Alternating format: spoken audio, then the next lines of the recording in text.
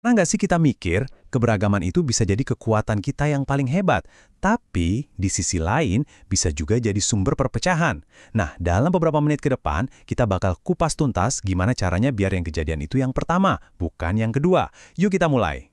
Ini dia nih, pertanyaan utamanya. Keberagaman itu kan kayak dua sisi mata uang ya. Di satu sisi, ini kekayaan yang luar biasa. Tapi di sisi lain, kalau salah kelola, wah, bisa jadi pemicu masalah. Jadi, pertanyaannya sekarang, gimana caranya kita pastiin kita ada di jalur yang benar? Oke, sebelum kita jauh-jauh ngomongin solusi, kita samain persepsi dulu deh. Harmoni yang kita mau itu sebenarnya apa sih? Yuk kita bedah dulu target kita ini. Dan kenapa ini penting banget buat dikejar. Nah, ini penting banget buat dicatat. Harmoni itu bukan cuma sekadar, oke, kita toleransi aja. Bukan, ini jauh lebih dalam. Ini soal sinergi. Coba bayangin, gabungan dari semua perbedaan kita itu malah menciptakan sesuatu yang jauh lebih kuat, lebih dinamis daripada kalau kita semua seragam.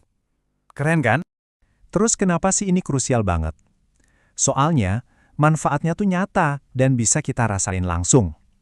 Harmoni itu ibarat fondasi buat persatuan. Dia yang bikin lingkungan kita jadi aman, tentram, dan yang paling penting, jadi semacam vaksin buat mencegah konflik yang bisa ngerusak semuanya. Lihat deh, kontrasnya kelihatan jelas banget kan? Ini kayak pertarungan tarik-menarik. Di satu sisi ada hal-hal yang ngedorong kita buat bersatu. Toleransi, saling menghargai, keterbukaan.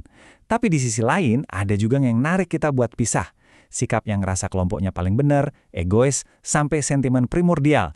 Itu loh rasa cinta berlebihan sama suku atau kelompok sendiri. Nah, pertarungan ini nih yang terjadi terus-menerus di masyarakat. Oke, kalau harmoni itu sebegitu banyak yang manfaatnya, kok konflik masih sering kejadian ya? Nah, sekarang kita coba geser sedikit dari yang ideal ke realita. Kita coba dalami, apa sih sebenarnya akar dari konflik sosial itu? Nah, peta konsep ini bakal jadi panduan kita. Coba perhatiin alurnya ya. Kita mulai dari atas, dari konsep harmoni.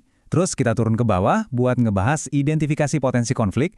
Habis itu kita bakal lanjut ke strategi mengatasi konflik. Dan ditutup sama bagian yang paling penting menurut saya, peran serta warga negara. Yuk, kita kupas satu-satu. Poin kuncinya di sini adalah, konflik itu jarang banget muncul tiba-tiba. Dia itu ada polanya. Biasanya nih, dimulai dari gesekan kecil, terus diperparah sama beda budaya atau masalah ekonomi. Dan sering banget ada yang manas-manasin dari sisi politik, biar makin runyam. Mirip api kecil yang disiram bensin. Oke, kita udah paham nih masalahnya. Sekarang kita masuk ke bagian yang paling ditunggu-tunggu, solusinya. Kira-kira alat apa aja sih yang kita punya di dalam kotak perkakas kita buat membangun dan menjaga harmoni ini? Kalau kita bicara konteks Indonesia, tentu aja fondasi utamanya adalah Pancasila. Ini bukan cuma hafalan loh. Setiap sila di dalamnya itu benar-benar ngasih kita semacam panduan moral buat nyelesain masalah. Intinya selalu sama, persatuan itu nomor satu, di atas segalanya. Dan cara penyelesaiannya pun macam-macam. Ada yang sifatnya preventif, ini ibarat mencegah api sebelum apinya membesar. Ada juga yang sifatnya reaktif, kalau konfliknya udah terlanjur kejadian, kayak lewat mediasi atau negosiasi.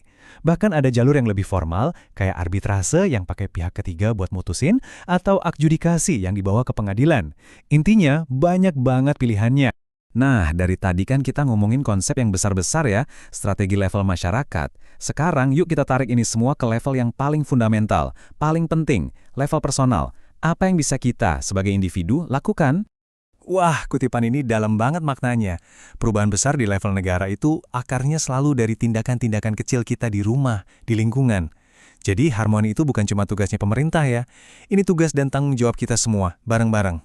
Terus kontribusi nyata kita gimana? Ingat kan peta konsep tadi? Ada bagian peran serta warga negara. Nah, ini tuh nggak perlu yang ribet-ribet kok. Cukup mulai dari ikut aktif di lingkungan sekitar kita, kasih usul ide, dan yang paling gampang tapi paling kuat, jadi contoh yang baik lewat obrolan dan sikap kita sehari-hari. Dan ini dia inti dari semuanya. Menciptakan harmoni itu bukan tujuan akhir, bukan sesuatu yang sekali kita capai terus selesai. Bukan.